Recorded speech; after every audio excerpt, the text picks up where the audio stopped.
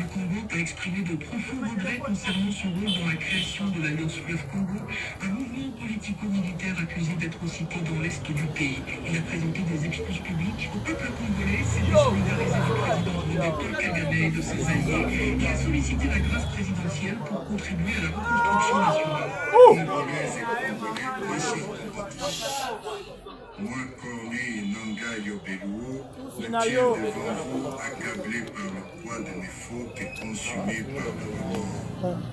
En créant l'Alliance Fleuve Congo, en m'alliant au M23 et en acceptant le soutien du président rwandais Paul Kagame, j'ai trahi la nation qui m'a vu naître.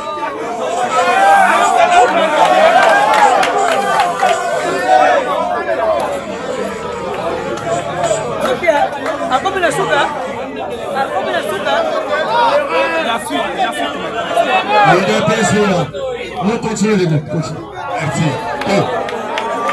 Il ne peut se vivre. Il ne peut permettre de faire caca. Au lieu qu'il a le côté, on peut agiter. Est-ce que l'ennemi va à la kimia? L'ennemi va à la kimia? On a déranger pour le mater. Bénéga dans l'itoï. On a déranger. Bénéga dans l'itoï. Otikali kasikimia.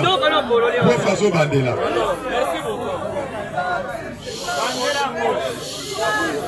Dans la salle.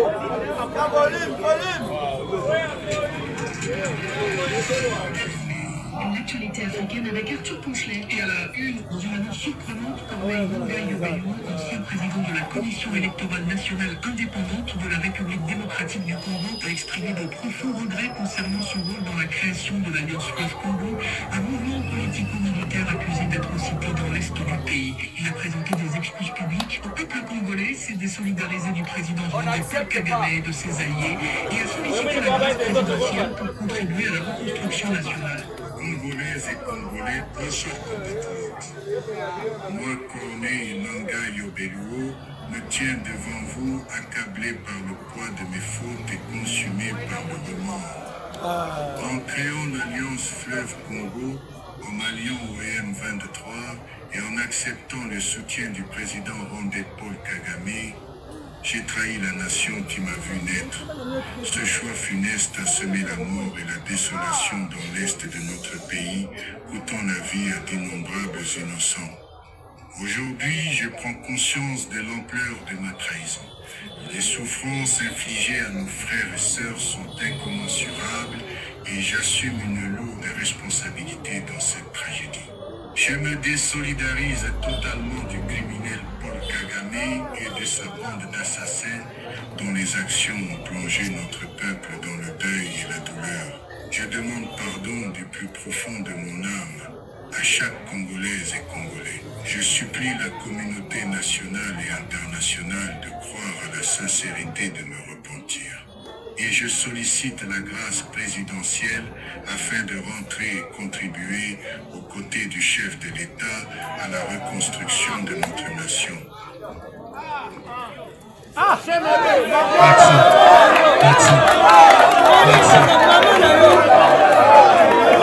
Combattant de lutte. Et toi solo là.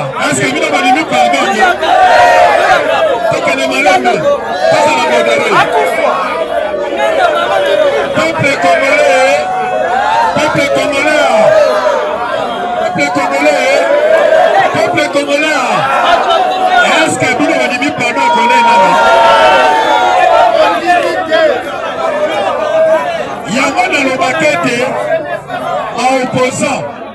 On te met la bagarre qui a vu la Kinshasa. On le bien te connaît, on a libéré Bissot. Le nom Paul Kagame, il y a un bien te connaît quoi s'adhérer. Et tu veux Paul Kagame, oh, tu veux connaître notre besoin de banane. Tu veux pas qu'il besoin de banane. Il y a beaucoup à reconnaître Yango.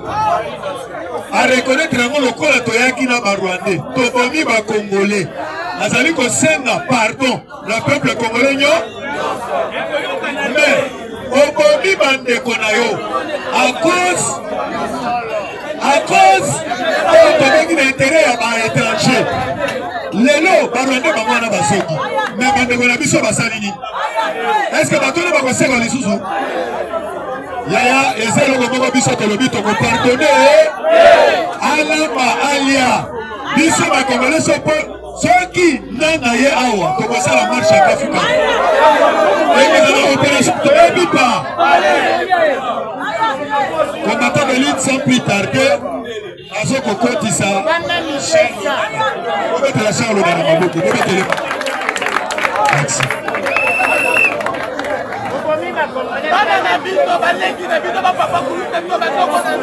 Une épaisse FIFA. Une épaisse FIFA. Le parlementaire debout. Le parlementaire debout. Le parlementaire debout. Rien qu'elle est épaisse. Rien qu'elle est épaisse. Rien qu'elle est épaisse. L'Afrique a la forme d'un revolver dont la gâchette se trouve au Congo. Franck Farno. Congo, terre d'avenir, est-il menacé? Emery Patrice Lumumba. Notre riposte sera vigoureuse. Fachi Béton. Ne jamais trahir le Congo. Musée Laurent Désiré Kabila. Le Congo est une source d'inspiration pour de nombreuses nations. Georges Foreman. Un Congolais de père et de mère, bonjour. Bonjour. Nayoki et Salinga Kanda. Na sentir une haine viscérale. Na Otuboyoka ya Corneille Nanga. Après avoir massacré les Congolais en complicité na Rwandais. Est-ce que bande on a vu son nyonso bakufi? Ala musabango. Poto limbisa e. Ala musaba Congolais nyonso bakufi. Et tout limbisa e. Qu'est-ce qui se passe dans la ville de Doha, à Qatar? Malgré le communiqué officiel, nous avons l'obité, mais l'information est filtrée entre les négociations de Salim à Qatar. Pour analyser moi. Christian Malanga, Marcel Malanga a été gracié. Gracié, oui. Oui, Marcel Malanga. Moi, on a Christian Malanga. On va mettre qui tentative à coup d'état. Tata Naya Koufaki en désordre. Pas gracié. Toyota, village au lobby, un militaire rwandais, les officiers, il faut corriger les officiers rwandais. Village on a bien Toyota, et ça le territoire ya Walungu. Matanga na Rwanda. Franc rwandais, ils ont continué dépréciation na yango. Dépréciation na yango. Plusieurs projets en Kata Rwanda et Kangami. Kagame aux abois. A Sengi na Bakongoma Nyonso. Aucun mois va pardon à Corneille Nangote. Le Bisaibino, Dieu est congolais. Zambé Azalaba congolais. La guerre de l'Est, bientôt là, ça sera conjugué au passé. 30 ans de guerre, ça suffit. Pour analyser un groupe. Donc, comme il y a une consultation pour le gouvernement et d'unité nationale, il y a unité nationale. Pas question de partage équitable et équilibré. Et puis, un parlementaire debout. Comme un ministre. Pour depuis des postes au pouvoir, nous parlementaires de quoi comme un ministre était. Mais en malheur un parlementaire debout, a un poste ministériel, dont je répète, va combattre au bas de Misala. Même l'Assemblée nationale. Qui est ce ça? Donc on a laissé un les lois. Un combattant de père et de mère, Tolobaka, Olonga, Oloko, et Bandelisa, na Soukana. Tobandina, nous avons eu le cas qui lobby dans le village de Babengi Toyota, dans le territoire de Walungu. Vous voyez que dans Nyangezi, Bitumbezala qui depuis la frontière, à Wazalendo, Takaki Nyangezi, on a cause en Haïti. Vous voyez que Nyangezi, si je ne m'abuse, Balobeza, 20 km, na Bukavu. 15, 13 km na Bukavu. Awazalendo boyebi ke baza ba patriote, o baza couvert dans l'article 63 de la Constitution, où il oblige tous les Congolais les droits et les devoirs sacrés de défendre les pays et son intégrité territoriale face à une menace ou une agression extérieure. La Constitution, c'est une arme. Tant que vous avez une arme. Donc cela veut dire que oh, vous avez la Constitution en tant que Congolais, même Zamba ou Yokayo. Bawazachou baza couvert dans l'article 63.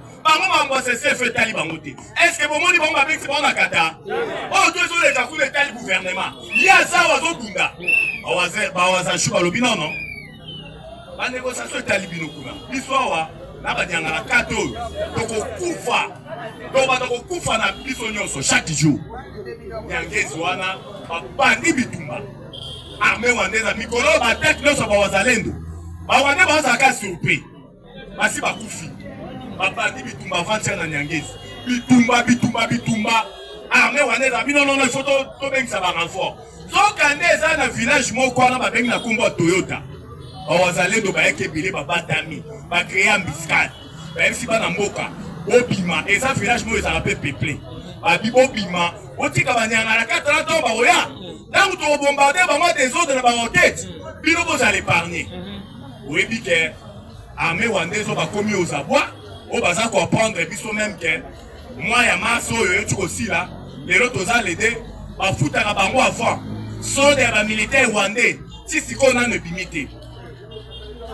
C'est-à-dire salaire na bango si siko na ba futi bango bazale do batiki bango ba yena renfort on nous apprend ça qui ba land crisère ya pembe et belé donc et c'est eux qui ont peur pour renforcer ba ninga bango ba beta makina na Nyangezi wana bazale bateli bango embuscade dans village na ba bengi Toyota donc ba ye ba koti siko yebi kande bitumeza la kati tabo moni kuna moto ezopila boye et si comme une bonne base on base arrière de telle enceinte que vous bandez à kokota malé mais bon renforcer baninga so kande sika ba bandé ko yawana bawazalendo basiba lati en bien ba comprendre pété ba ba jouer la bonne taba pourquoi te sika mo moni population azati et puis le peuple besoin ka na bon taba na ba land crisère na ba militaire bien équipé ba koti ba jeep ba koti ndo kande sika na déjà contrôle les araki total na maboko ya bawaza chou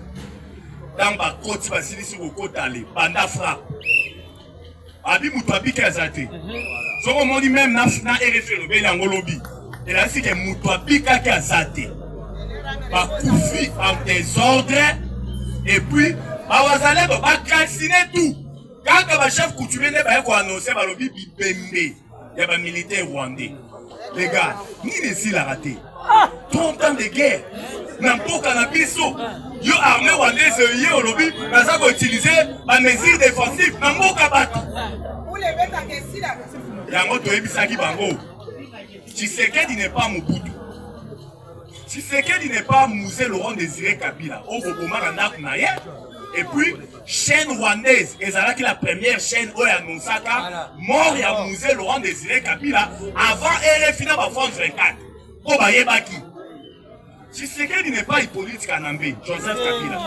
Oya enterra mboko yo, Fachi Beto zo déterré Congo. Tshisekedi est Tshisekedi. Avec une mission. Avec une mission. L'armée rwandaise a une armée à 33 000 hommes. À 33 000 hommes, on nous apporte 15 000 hommes. À Congo. Et à 15 000 hommes, à peu près la moitié armée n'est pas à Congo. Alors, cette fois-ci, il faut que Makas tout ya souka.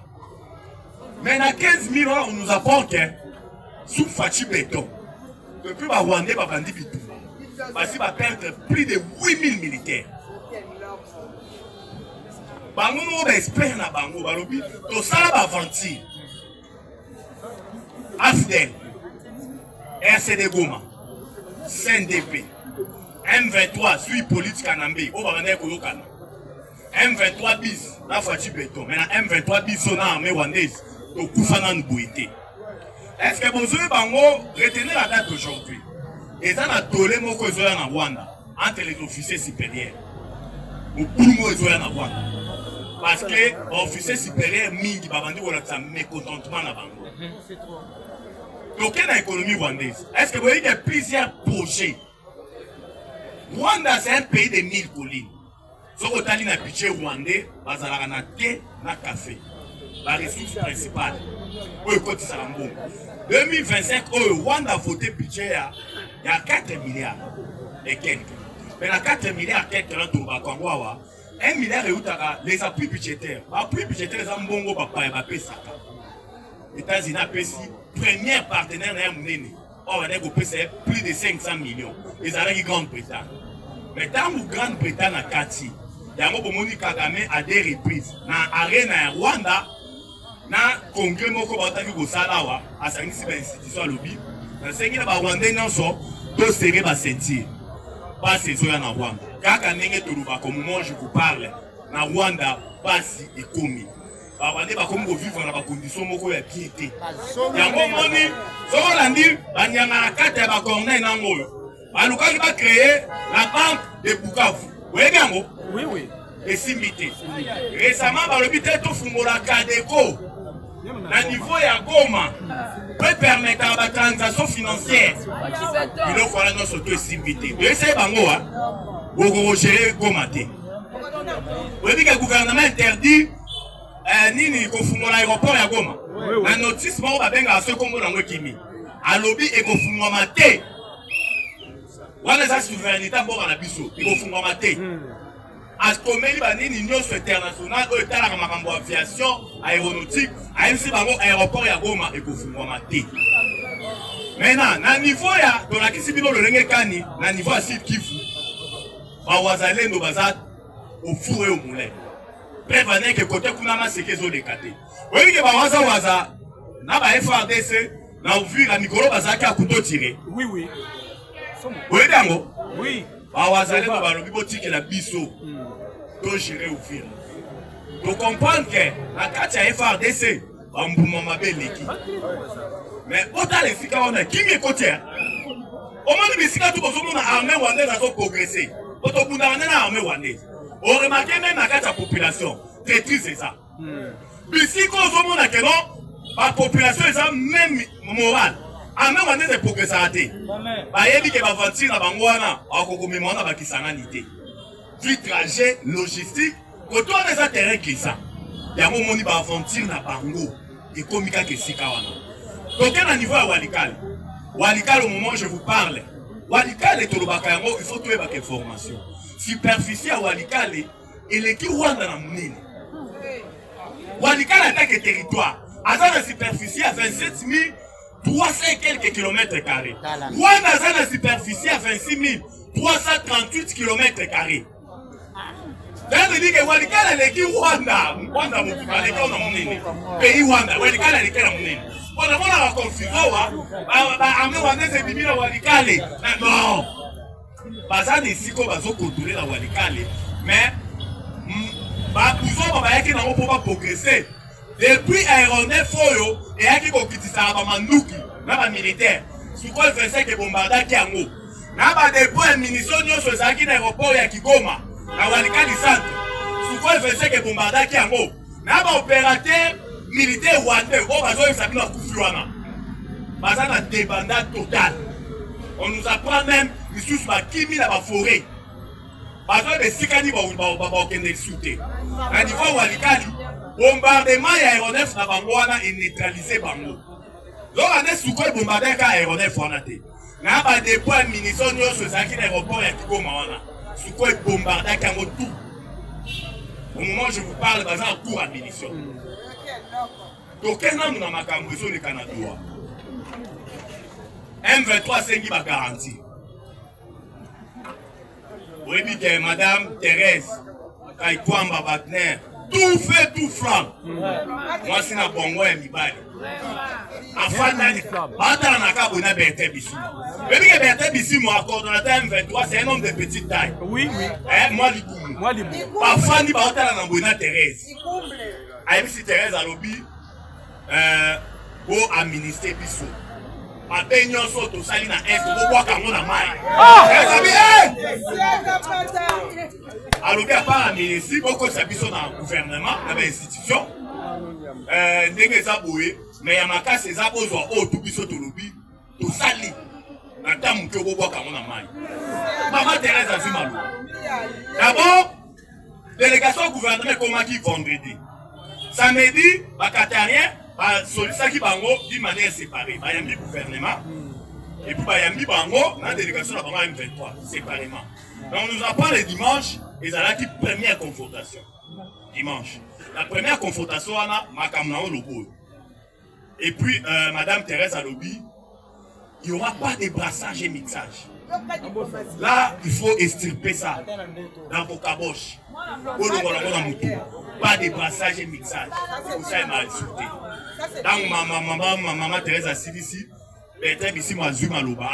Maman Thérèse Alobi, en plus de cela, il faut Bobima.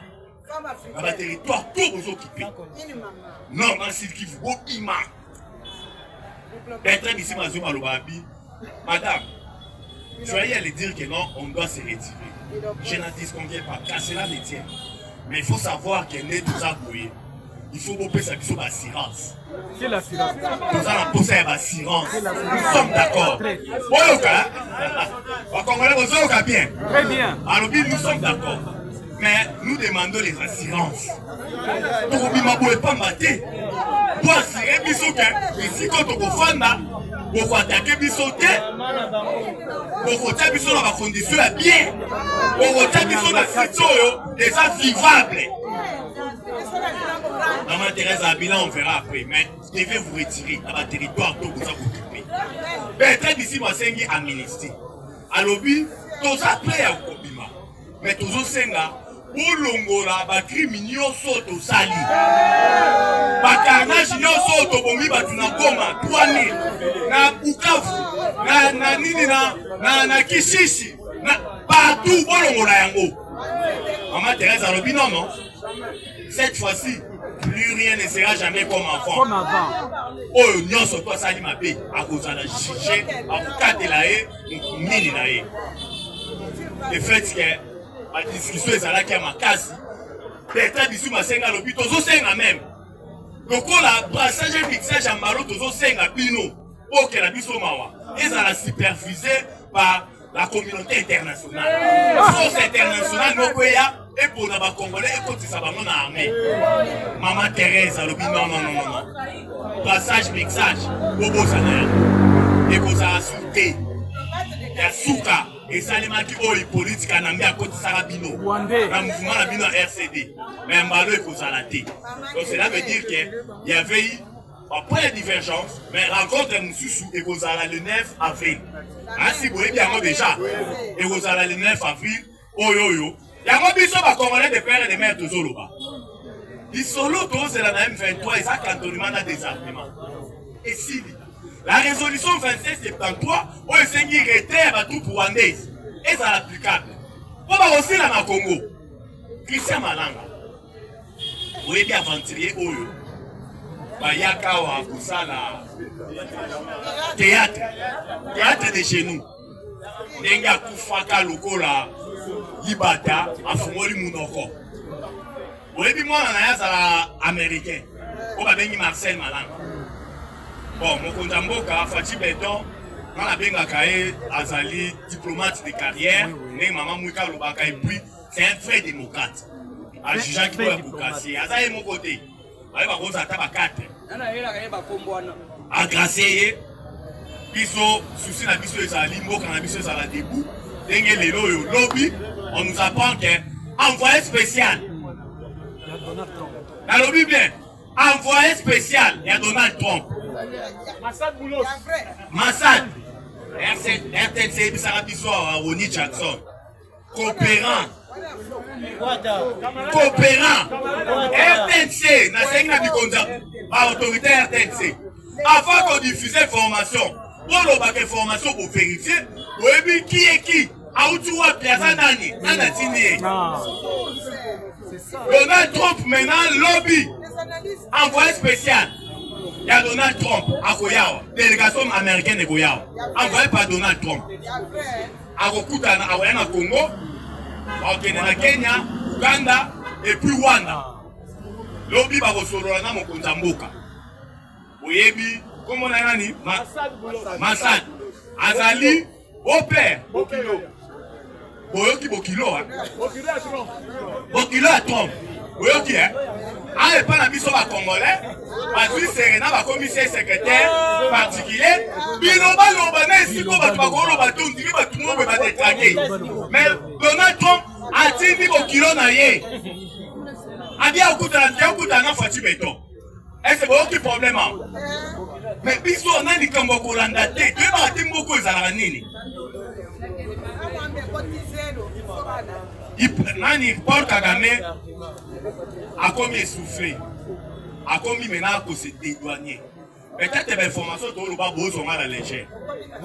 Kagame déjà assez à Yébisi, tout nion sort, Hippolyte Kanambe, Bananga, prenez-vous en charge. Les gars, quand ça la bitumba, c'est un bongo.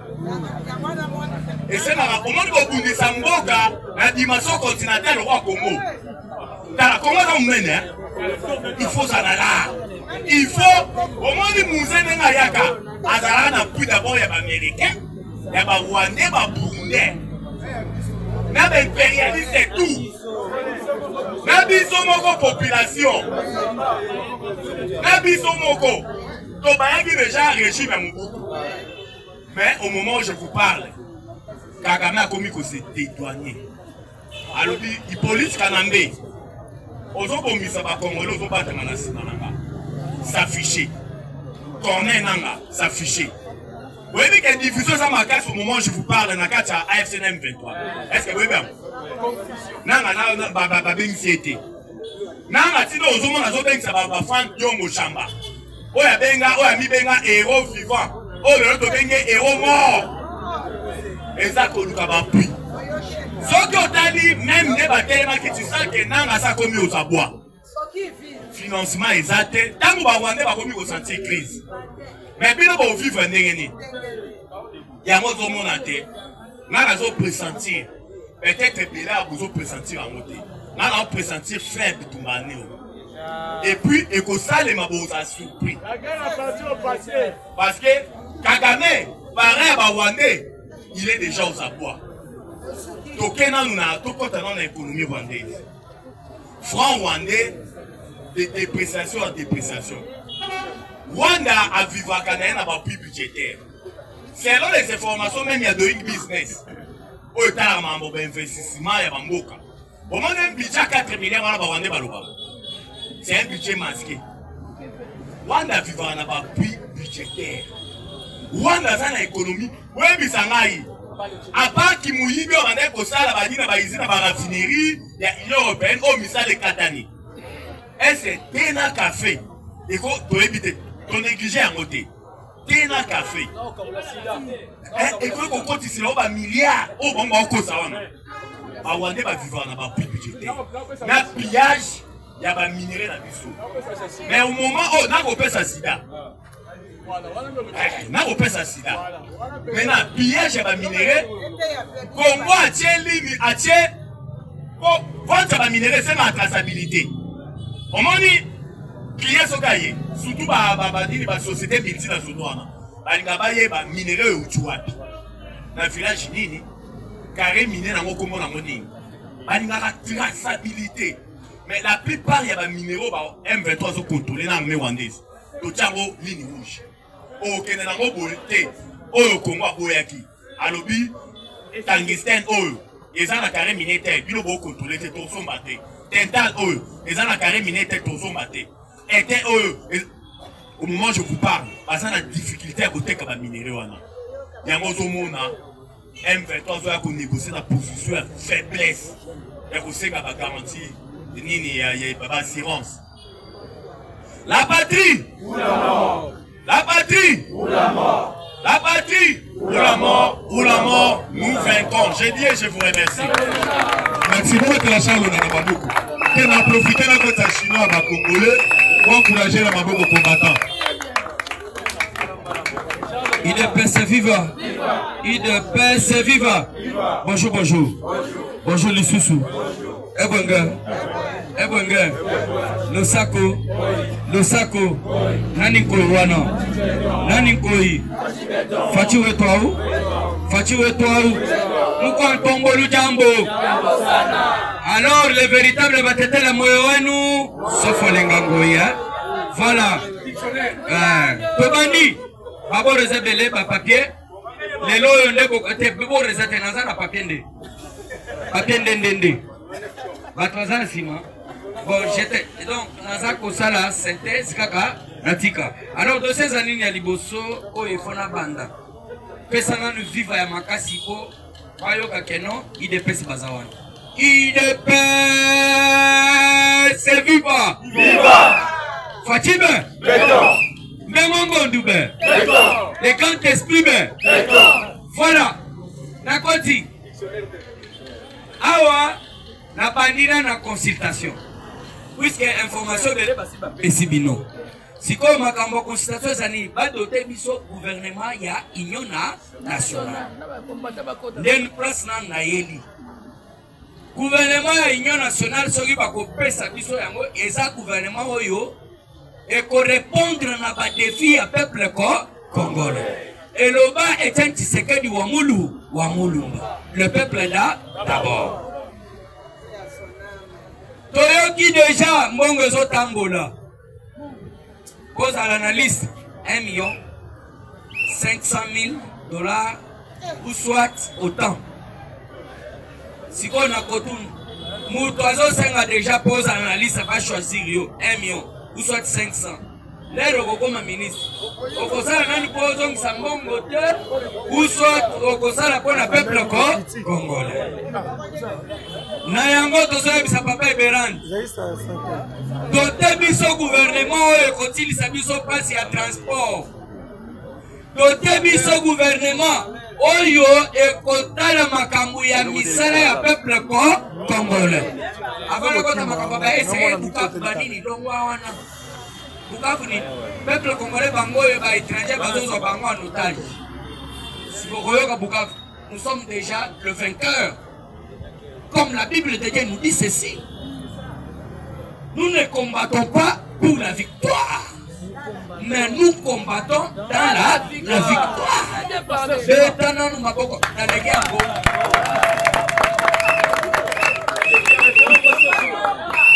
Papa, Eberand, au moni, ma ministre au pesa biso. Talaboy. Neti na yoki makambu ya mama oyo. Bande kona ngaba cameraman. Caméra Fachi. Opanza message. Mama ya ministre wana ya ba handicapé asungi mokonzi mboka na eloko moko bakoka baveki bakosenga kambongo libanda pamba pamba.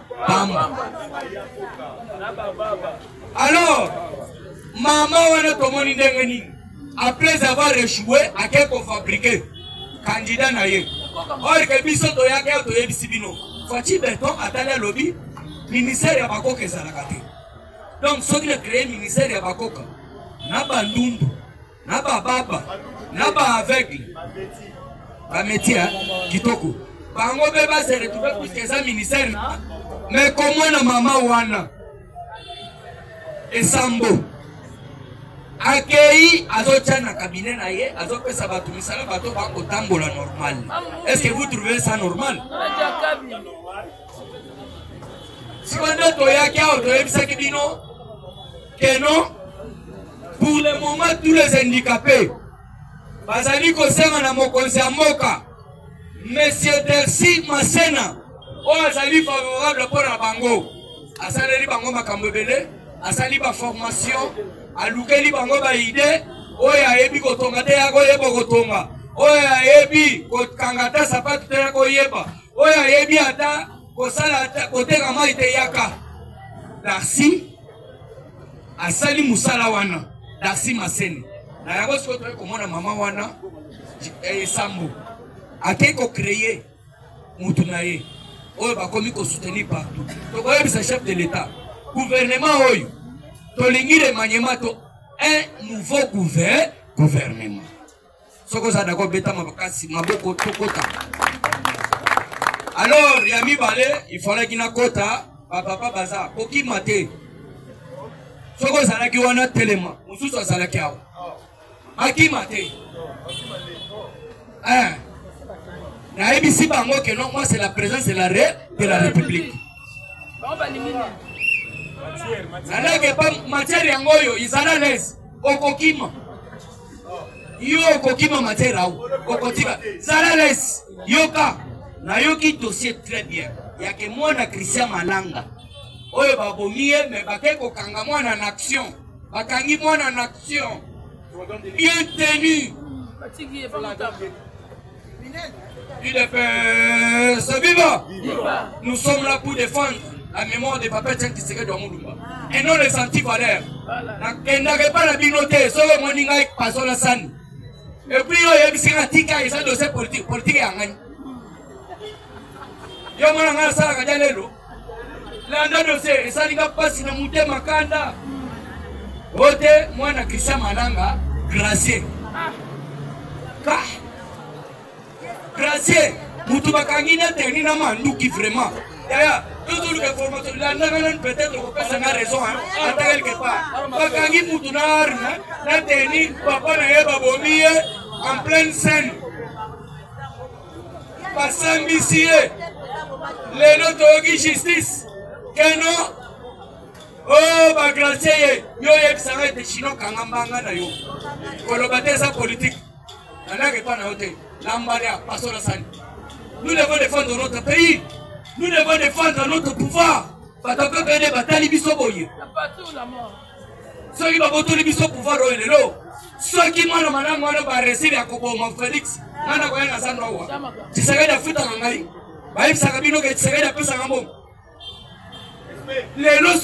oui, il est le président de la République. Nous sommes des communicateurs. Amen.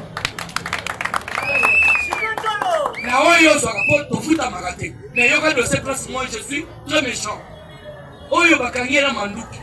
En pleine scène, Nakatia, palais de la nation. Les autres au classe présidentielle. Papa Félix, il fait sa mission démocratie. Tout ça, on peut s'aider. Pour ça, Jésus-Christ s'appelle Tabatufim. La justice est-elle encore malade ou pas? Il est malade. Yo, il s'arrête que nous faisons un dossier, on a été calossé. Akomi qui serait dit supposons, si et seulement si, je suis mathématicien. Dans un diplôme, si et seulement si, supposons. Akomi qui serait dit, y'en a un côté de moi. On n'a pas mieux informé que nous.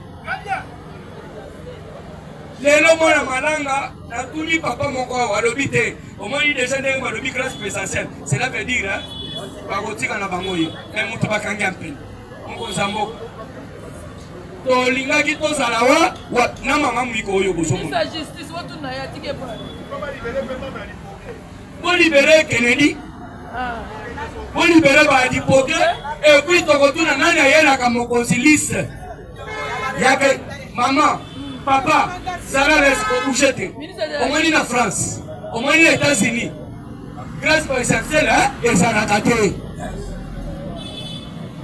Tiens, on a Moutou, aux États-Unis, en France, Nazoye Bissayo clair.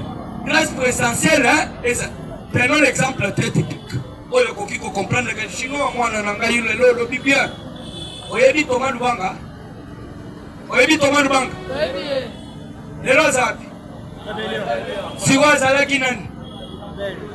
Chef de l'État a nommé qui est mon conseiller processus, il y a des armements et réinsertion au sein de l'armée. Et là, Lubanga a sali mouvement et rébellion. Oh, Azali contre la République.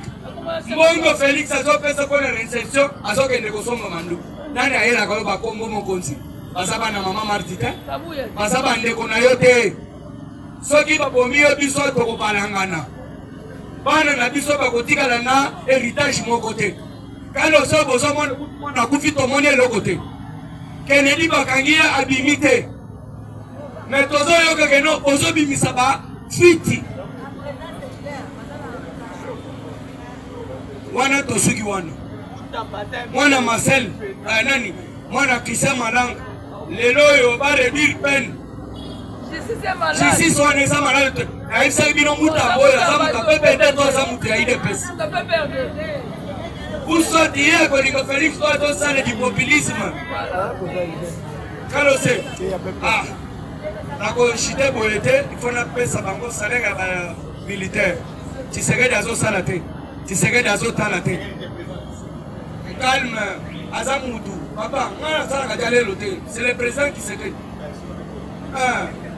apesaka mpe eloko te nazosenga na salaire na ye afutaka mpe biso ye toza tia lelo osala sa ye tia lelo kabuya mutu akomi biso lelo tozotambola ngai na yo boye c'est kabuya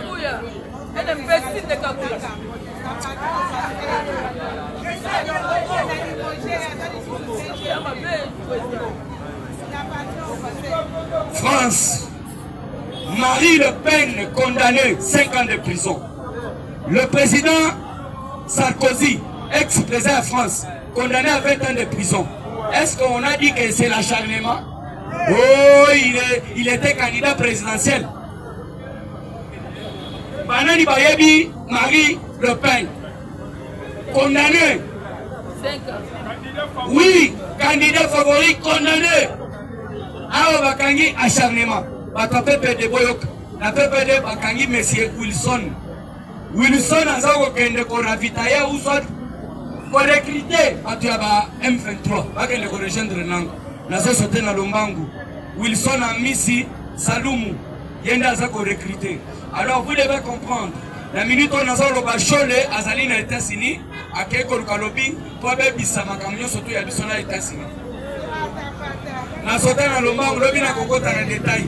Fati Beton, attention avec Kamer. Il était déjà contacté avec le français. Kamer azali kabemba bembe na bembena. Papa sana zate. Orosignora. Kabemba. Kabemba, bonena yebi Kabemba. Il y a un oiseau. Ah, merci, je salue la présence du président ici. Kabemba, c'est quoi? Kokombele. Comment on dit Kokombele? C'est Kamer. Papa Etienne Lobaki que non, c'est un caméléon. Soyons moines. Qui nous a amené Kamer dans la scène politique? C'est vous. Fati Beton. Oudouri Kebela Loufou. Mikutangi, le Kimbolbo. Ah, Yangani Nakati. Nazoke na Lombangu makambu ya mama wa nanani. Mama Judith Tuluka. Na landeli balobi aza convoqué ni pas. Mais dossier Zali que non pour la joie à bandaki kocha ordre. Akuti cortège naie selon nos infos. Ça c'est na lobité aux la ministre, aux la nan. J'ai reçu l'ordre. Aux la kuno. Si vous voyez comment na mutuana babomi la frappe lourd jusqu'à l'agonie. Akufi. Merci Nenga Zawan. Merci. Makambo tuluko na boli kokota. Ko bande ko na biso mususu bazo sala jalel. Na isa bino présence mais peut-être yé. Kambo ko déjà na yi. Atiaka nanu. Kambo yoka. 2 minutes na continuer au tika na micro. Président. Koni Johnson c'est un voleur. Pour tout le monde. Nani akotiseli yo Ronnie Johnson. Administration à Mokonzi. Est-ce que la maman Marthe a présidence pour contrôler? Maman Marthe, Roseline Bombo, Gérard Kana, Baja Mamadou, pour contrôler, puisqu'il y a une sauveur de la nation. Il y a un protéger Johnny Johnson. L'air va comme maman Konzi, et ça l'administration il y a Trump. Yo, il y a l'administration il y a Trump. Musée va comment indemniser. Même Kabouya va contrôler avant qu'on appelle présidence.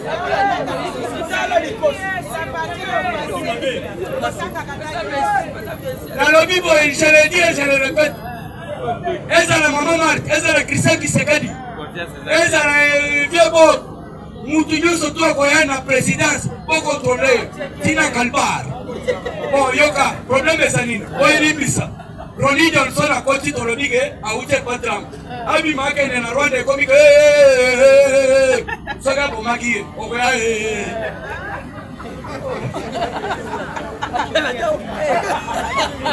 Merci, merci. Vous mettez la présidence chinoise Maboko.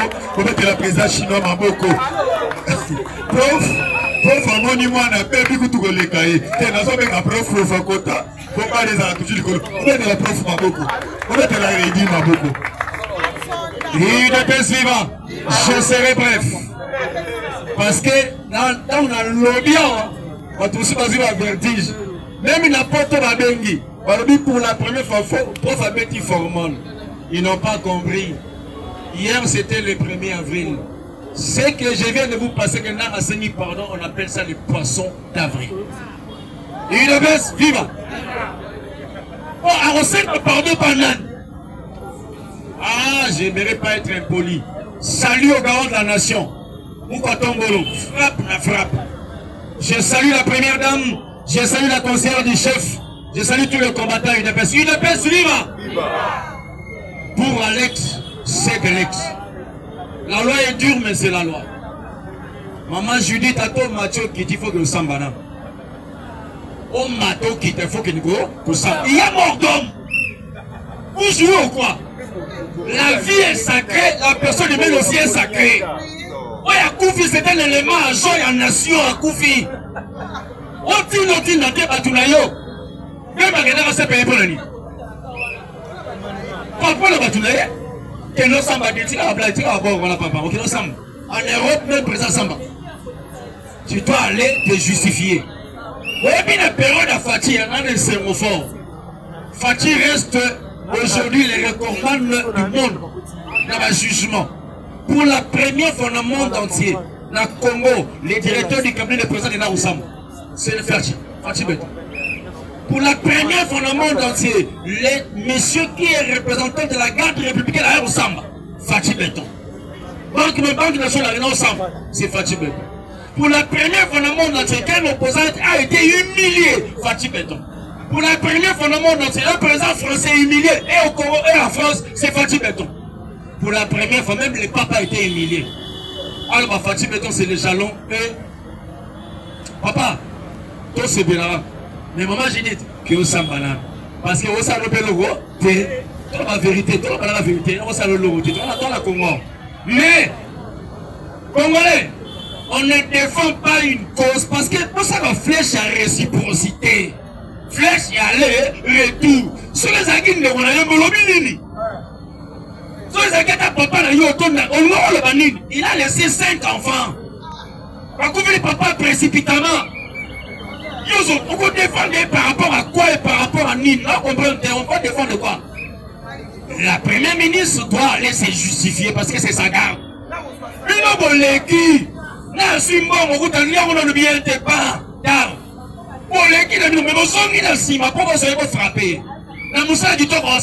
La seule personne en incarnation, c'est le président de la République. La seule personne, c'est le président de la République. Tous les autres, à la ligne, à laquelle le. Mais, oh, ça, maman, il va et puis, il y a peu de voir dans le pays, il y a démissionner parce que nous avons un gouvernement union nationale. N'est-ce pas?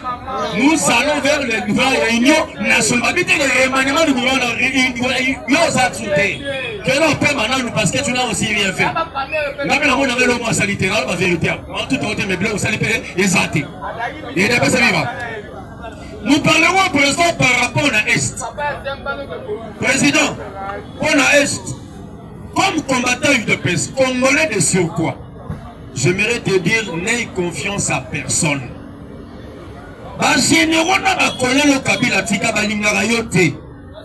Il y a quelque chose qui se passe à l'Est par rapport à Kamituga.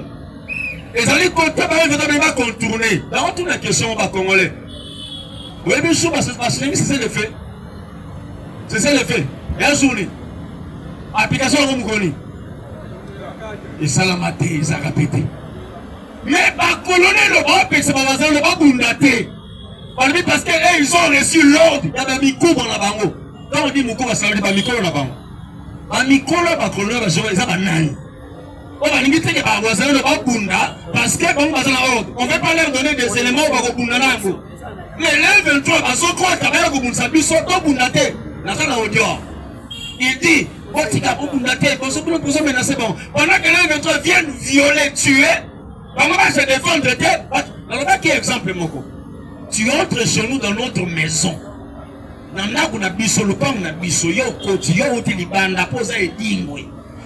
Papa n'a pas, maman n'a pas, n'a fait notre non violent. C'est ça le fait.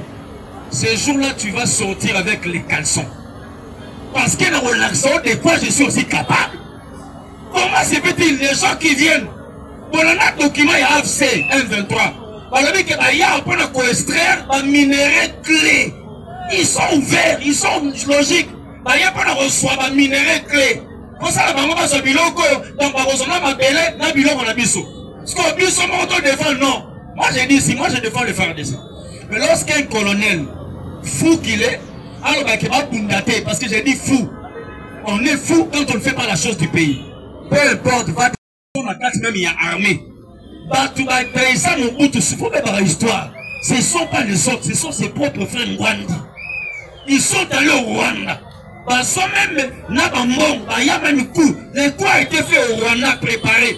Na consomme la bango. Comme ça, je défends mon papa. Non, je ne défends pas mon père. C'est le général Maël qui a dit à Mobutu, en décollant, va trahir mon maillot. Et voilà la scission entre lui, Nabakamba et Luki, à Général Moussous. Il y a Mobutu qui a nommé général Maël comme étant chef d'état-major général, à partir de Marambouane. Parce qu'il a été trahi. Nous ne voulons pas. La plupart de ces colonels qui ont Kabila le seul dans la poste, on va ça contre Fati, on va la cour qui va quoi ça Félix. Nous voulons que le président puisse créer aussi des généraux, créer Bangola par colonel. Koutouna, les invités sont eux que l'on a Fati. On a un poste mon. On a deux postes. On a un côté de la poste Mbaliwana. Même qui n'a pas de ministère de la Défense, la chef d'état-major général. Si on a su d'être chef d'état-major général, je vous dis, il y a des gens qui vont fuir avant même que avant de prêter même serment. Avant de que Jésus, Jésus, fidélité, comment quoi? Pourtant on a un son à la bouille. Là-bas, j'ai n'a c'est pas la police, pour la police. Ce ne sont pas déformés, il faut avoir le recyclage. D'ailleurs, maman a remballé, maman la sixième maman, il a pas se vivre. Il a pas se vivre. Je réitère ma confiance et ma fidélité. Je ne vais pas répondre fou, parce que je ne suis pas fou. Mais je réitère ma confiance et ma fidélité au président de la République. Et je dis ceci, pour le combat du siècle, je suis prêt. Il faut s'exercer. Quand un fou se déshabille, il ne faut pas te déshabiller parce que tu deviens aussi fou. Paix à son âme, je dis, je vous remercie. Merci, dans ce côté Charles Onana. Pour encourager Charles Onana, la mabou de combattant. Allez, Maki, allez, Moloto. Comment est-ce allez, Moloto, Maboko? Merci, monsieur Veilla.